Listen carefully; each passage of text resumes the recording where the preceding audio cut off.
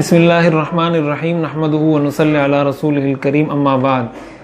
25 جولائی کو انتخابات ہونے جا رہے ہیں اور ہر آدمی ہر شخص دیکھے گا اس کو جو زیادہ اہل اور مناسب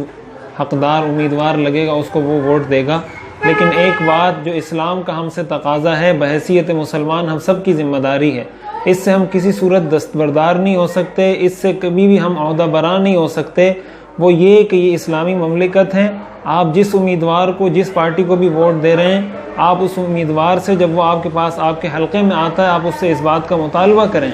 کہ ہم آپ کو ووٹ اس وقت دیں گے جب آپ ہمارے سامنے اس بات کا حلفیہ اقرار کریں گے کہ میں ہمیشہ ختم نبوت کا محافظ رہوں گا، ناموس رسالت صلی اللہ علیہ وسلم اور ناموس صحابہ اور اہل بیت کا ہمیشہ دفاع کروں گا. پارلیمنٹ میں جب بھی اس موضوع پر بات آئے گی تو میں ختم نبوت کا، ناموس رسالت کا، ناموس صحابہ، ناموس اہل بیت کا دفاع کروں گا. اور اس کے خلاف اگر میری پارٹی کا لیڈر جائے گا، میری پارٹی کا رہنما جائے گا تو میں اپنی ذاتی، سیاسی اور پارٹی کے تعلقات سے بالاتر ہو کر اسلامی مفادات کو ترجیح دوں گا. اگر آپ کا امیدوار اس بات کا اقرار حلفیہ نہیں کرتا، اس بات کا اعتراف نہیں کرتا اور آپ کے مطالبے کے باوجود وہ یہ نہیں کرتا تو ایسے شخص کو آپ ہرگز ووٹ نہ دیں. میری تمام سیاسی رہنماؤں سے بھی یہ درخواست ہے، تمام سیاسی امیدواروں سے بھی یہ درخواست ہے کہ آپ جس پارٹی کے بھی سربراہ ہیں، جس پارٹی سے بھی آپ تعلق رکھتے ہیں، آپ قوم کے سامنے جہاں اپنا منشور واضح کر رہے ہیں کہ ہم آپ کو روٹی دیں گے، کپڑا دیں گے، پانی دیں گے، لوڈ شیڈنگ سے نجات دیں گے،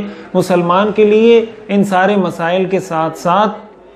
اپنا مذہب بھی بہت اہمیت رکھتا ہے. آپ اپنے منشور کے اندر بہت واضح دو ٹوک الفاظ میں اس بات کا اعلان کریں. اور میری تمام مسلمانوں سے یہ درخواست ہے، آپ یہ پاور رکھتے ہیں، آپ کے پاس یہ طاقت ہے، اس لیے کہ امیدوار نے آپ ہی کے پاس آنا ہے، آپ نے ہی ووٹ ڈالنا ہے. اگر آپ سوشل میڈیا کے ذریعے، اپنے پیغامات کے ذریعے، ذاتی شخصی ملاقات کے ذریعے ان کو اس بات پہ قائل کرتے ہیں تو اس بات کا بہت ظن غالب ہے، بہت امید رکھی جا سکتی ہے کہ انشاءاللہ ہمارا مستقبل ایک روشن مستقبل ہوگا اور پاکستان کو جس طرح لبرلزم، سیکولرزم کی طرف لے جایا جا رہا ہے ہم اس سے بچ سکیں گے. اس لیے اس کو اپنا قومی، مذہبی، اخلاقی فریضہ سمجھتے ہوئے اور یہ آپ کا قانونی، آئینی، شرعی حق ہے،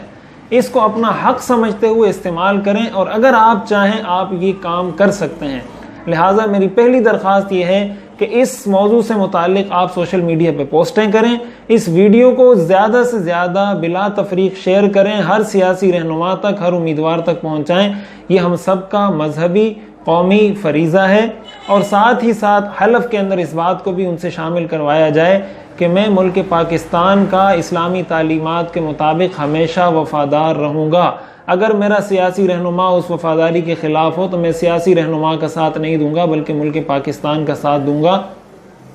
اور سیاسی رہنماؤں کے لیے یہ کام اس لیے آسان ہے کہ وہ ایک ویڈیو ریکارڈ کر کے، ہر امیدوار اگر ایک ویڈیو ریکارڈ کر کے اپنے حلقے میں یہ پھیلا دے کہ میں اس بات کا حلفیہ اقرار کرتا ہوں کہ ہمیشہ پارلیمنٹ کے اندر میں رہتے ہوئے اسلام کے خلاف کوئی بل پاس نہیں ہونے دوں گا. اس لیے کہ اگر ہم کسی کو اسمبلی میں بھیجتے ہیں، آپ نے اس کی منشور کی دیگر چیزوں کو تو دیکھ لیا کہ یہ کر دے گا، وہ کر دے گا، وہ کر دے گا، لیکن اس چیز کو آپ نے نظر انداز کر دیا. کل اگر وہ اسمبلی میں جا کر اسلام کے خلاف کوئی بل پاس کرتا ہے، ختم نبوت کے خلاف بل پاس کرتا ہے، کوئی ایسی چیز، کوئی ایسی شخص آئین کے اندر داخل کرتا ہے جس کی اسلام اجازت نہیں دیتا، تو یاد رکھیں یہ آپ کے لیے ہمیشہ ہمیشہ کا گناہ ہوگا. انسان قبر میں پہنچ جائے گا لیکن یہ گناہ اس کی جان نہیں چھوڑے گا، اس لیے کہ آپ نے اپنے ووٹ کے ذریعے اس کو اسمبلی میں پہنچایا ہے. اس لیے بیداری کا ثبوت دیں، انتخابات سے پہلے اس مہم کو بھرپور طریقے سے چلائیں تاکہ ہر امیدوار اور ہر سیاسی رہنما اس کو واضح طور پر اپنا موقف پیش کر سکے اور عوام اس سے مطمئن ہو سکیں.